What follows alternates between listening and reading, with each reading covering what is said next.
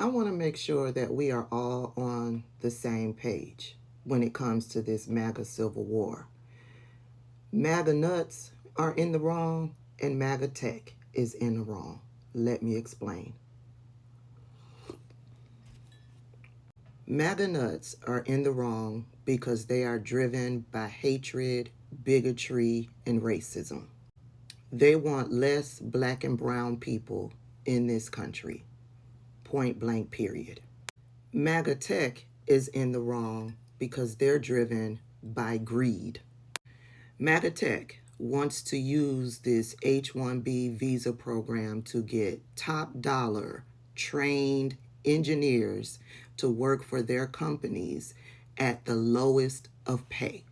And then those employees are truly beholden to them. Indentured servants, as Ann Coulter said. They will work long hours, they will work 7 days a week, and they will work for half the pay to get into the United States and have a possibility of citizenship. That is why the 92% and the 80% are sitting on the sidelines watching the battle, because we know both sides are pieces of shit. Steve Bannon has had some not so kind words about Elon Musk for a while now. He is also a part of this war. When Elon Musk sent out that crazy tweet talking about F you in your face or something like that, this is what Steve Bannon put out there. This whole thing about, oh, we want to get all this and they're only geniuses, that's H-1B visas. That's not what it's about. It's about taking American jobs and bringing over essentially what become indentured servants at lower wages. Like I told those guys, remember, hey, if you got an Einstein every 25 years, come to us. Maybe we can make an exception for Einstein. Maybe, if it's proven. The whole thing's a scam. This thing's a scam by the oligarchs in Silicon Valley to basically take jobs from American citizens, give them to what become indentured servants from foreign countries, and then pay them less. Simple. To let them into through the golden door.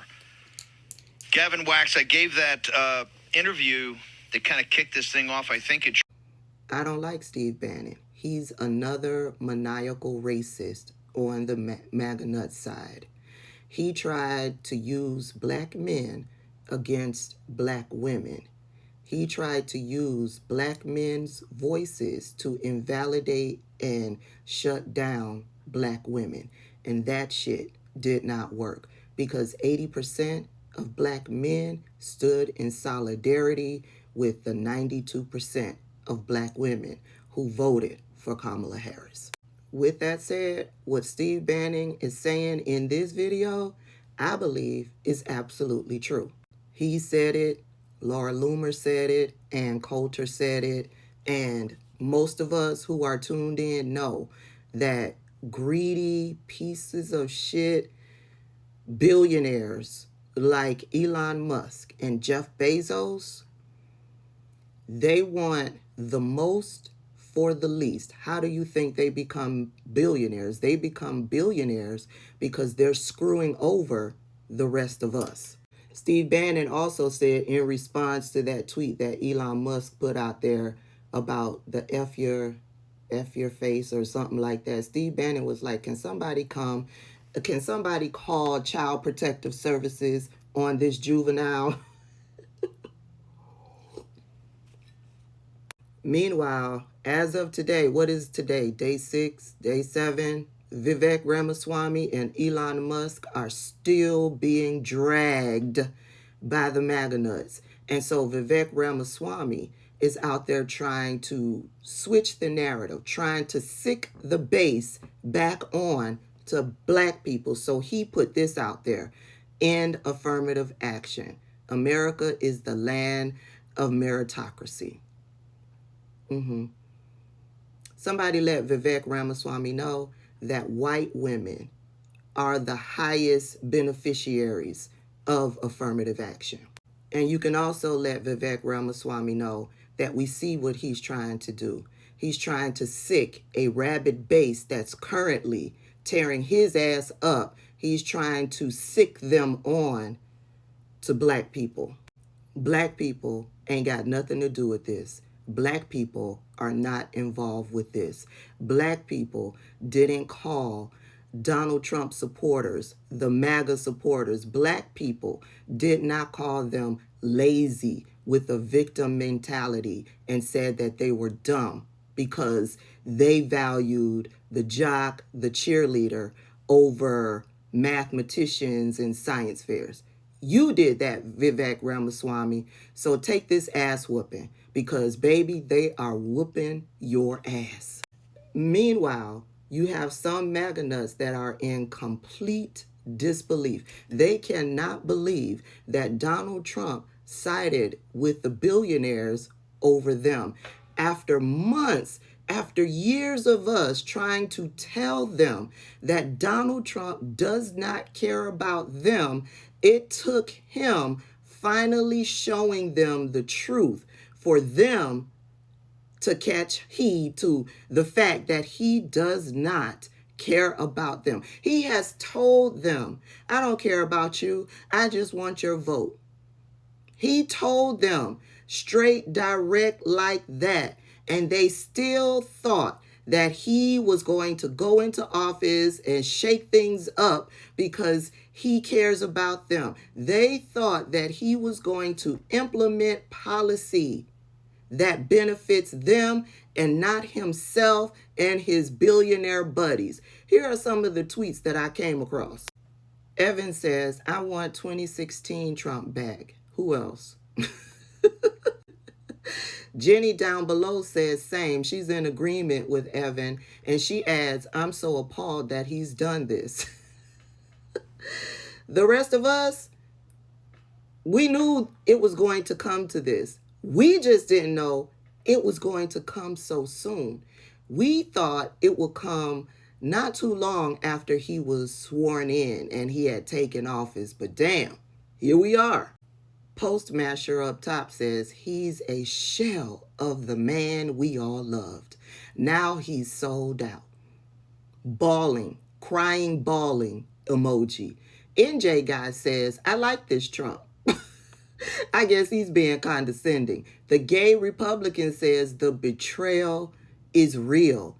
Yashinori says MAGA 2025 doesn't look good now. Ashley K says, seriously, I wish I was a billionaire and he didn't have to take a penny from the tech gods. I guess she would step in with her billions and support him in his ideology so he doesn't have to side with these billionaires to bring in black and brown people. Nick Fuentes. Y'all remember Nick Fuentes? I just did a story a few days ago where he was thanking God because he was spared from a murderer. The police officers were able to intervene before the murderer could get to him. And so he was thanking God because it could have gotten much worse. Now he's back to being who he is out there on Twitter. In 2016, Trump said the H-1B program shouldn't exist because it is very unfair for American workers. Now in 2024, under the influence of Silicon Valley donors, Trump says he's used and supports H-1B. This is the definition of selling out. I also should tell you, Nick Fuentes put out another tweet where he said that he doesn't care about the economy. What he cares about is not having to live in a country that has the demographics of India. It didn't take long for him to revert back to the racist POS that he truly is. Elon Musk is still out there battling. Here's a tweet he put out there. Elon Musk responded to somebody out there on Twitter by saying, yes, and those contemptible fools must be removed from the Republican Party, root and stem. And then he went on to clarify, the contemptible fools I'm referring to are those in the Republican Party who are hateful, unrepentant racists. They will absolutely be the downfall of the Republican Party if they are not removed. Let me remind you that Elon Musk spent billions of dollars purchasing Twitter $44 billion to be exact, so that he could switch up, change the algorithm to give these racists a voice, to allow these racists to make money off of their hate and their racism towards black people. Elon himself is a racist. He has been sued many times over for the racism that has been spewed at his plants. He coddled these racists. He reveled in their praise of him. And now that the racist mob that he has cultivated has turned on him, now he wants to remove it root and stem. The war is still going on. So 80%, 92%, let's just sit off on the side, chew on our popcorn, and sip our tea, and see what color the wall gonna be next.